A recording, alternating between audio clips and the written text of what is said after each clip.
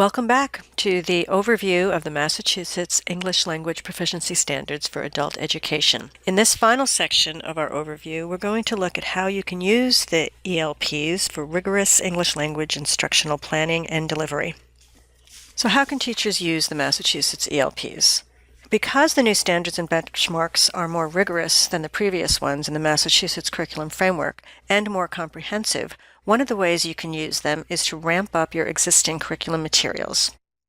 You can also use them to ensure vertical alignment of class levels in your program by looking at what is expected of students as they progress and designing your scope and sequences accordingly.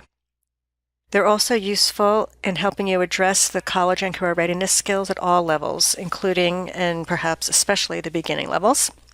And you can use the benchmarks to help define the learning objectives of lessons and units and determine appropriate assessments and classroom activities based on those objectives. And the parallel structure of the standards and the benchmarks across the strands makes it easy for teachers to integrate the language skill areas in their instruction. So let's look at how the Massachusetts ELPs can be used to strengthen existing and new curriculum. Remember that the instructional shifts described in the CCR standards are a big part of the new Massachusetts ELPs. Many ESOL programs in Massachusetts have already been making these shifts, and it is the hope that all ESOL programs will make these shifts.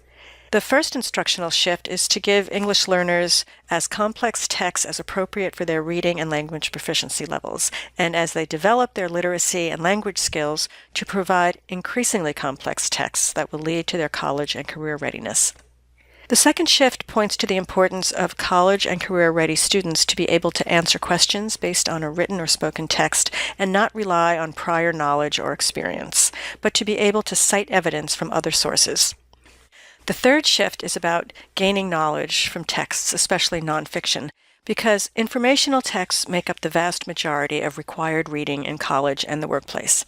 You'll see these shifts woven throughout the new Massachusetts ELP standards. For example, let's take a look at the reading standards and notice where the shifts stand out in bold. Read closely, build knowledge, increasingly complex informational texts, analyze texts, academic and domain-specific word meanings, reading purpose and a type of text, evaluate to gather, interpret, and synthesize information. Similarly, the Massachusetts ELPs integrate the higher critical thinking skills as shown here in Bloom's taxonomy. Teachers are called on to support their students as they move from remembering and understanding to developing ever-increasing abilities to apply their learning in new situations, to analyze and organize and make connections among ideas, to evaluate and justify a position, and finally to create their own original work synthesizing previous layers of learning. So notice Reading Standard 5, evaluate and use diverse media, including the internet, to gather, interpret, and synthesize information, how the critical thinking skills develop through the levels. Use information to support comprehension at the first two levels, and then developing to explaining information, interpreting information, integrating information, and synthesizing, integrating, evaluating. By targeting these benchmarks, perhaps revisiting and revising curriculum materials, teachers can increase the rigor of their instruction. Let's look at how the Massachusetts ELPs help teachers address college and career readiness skills at every level. It might be helpful to compare the teaching progression before and after the Massachusetts ELPs, imagining the process in simple line graphs for each. We can think of the teaching progression before the Massachusetts ELPs as almost two separate phases of learning, one concentrated on developing English language skills with an exponential push toward the end of ESOL instruction to bring in higher level critical thinking skills that would prepare students for the next steps. Even though ESOL teachers were expected to address college and career-ready skills at all levels, starting at the beginning, the two sets of standards and two separate documents prior to the Massachusetts ELPs did not provide as much support and guidance as teachers needed, at least without outside professional development support. The new Massachusetts ELPs, by combining the language skills with more rigorous academic and critical thinking skills, they do so right from the start.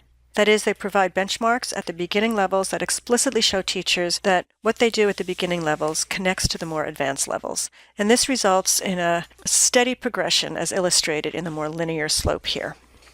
Here's another example from Writing Standard 1. Look at the benchmark for Level 6 Plus, Advanced ESOL. That looks quite ambitious, doesn't it? But the Massachusetts ELPs provide benchmarks at every level, starting at the beginning level, that are realistic. If you look at Level 1, Beginning Literacy, students are expected to contribute to a class-generated text, drawing on their first language and oral contributions as needed. This can be built on so that over time, the English language learner will ultimately be conducting sustained individual research. Additionally, one can see how the common thread running through the levels, in this case conducting research, can assist in aligning the scope and sequences at each level.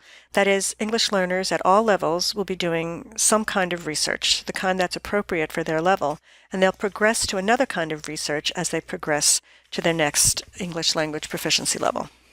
Now let's look at how the Massachusetts ELPs can be useful in designing units and lessons using the backward design, and how they're useful in integrating all the language skill areas. So most of the views in this three-part overview have shown a standard with benchmarks progressing across the 6 levels. This chart shows a different layout. It shows a snippet of a single level, in this case level 4, low intermediate, you see in the top right, and it's showing a small part of standard 1 for reading, writing, and listening and speaking. Teachers of a particular level can pull out the complete section for that level and use it as a basis for designing units and lessons for that level. The leveled benchmarks, like the one here, can be very useful in designing your units and lessons. For one thing, all of the skill areas are together, so units and lessons can readily integrate them. For example, using the benchmarks shown here, a teacher could have students read an opinion piece and then write an analysis of that opinion piece. If you look at R1C4B, and then the students could write their own opinions, W1C4A, and then they could give a presentation, listening and speaking, LS1C4B. Another way the benchmarks in this format are useful is in writing learning objectives. For example, W1C4A, write short opinion pieces, paragraph length, on topics or texts, can be an objective for a unit on any number of possible themes, and it can be reworded to include the specifics of a lesson.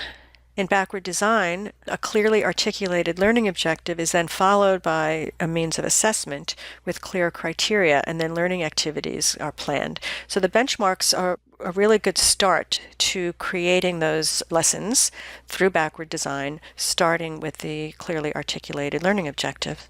We think that as you get to know these standards and benchmarks more, you'll find many of them extremely helpful in designing your units and lessons. And one quick note before we wrap up. It's assumed that students can accomplish a skill described in each benchmark independently before moving on to the next level. However, teachers are not expected to cover all of the benchmarks. They should cover the ones that are most pertinent to the student goals and that are part of their program's curriculum and scope and sequence.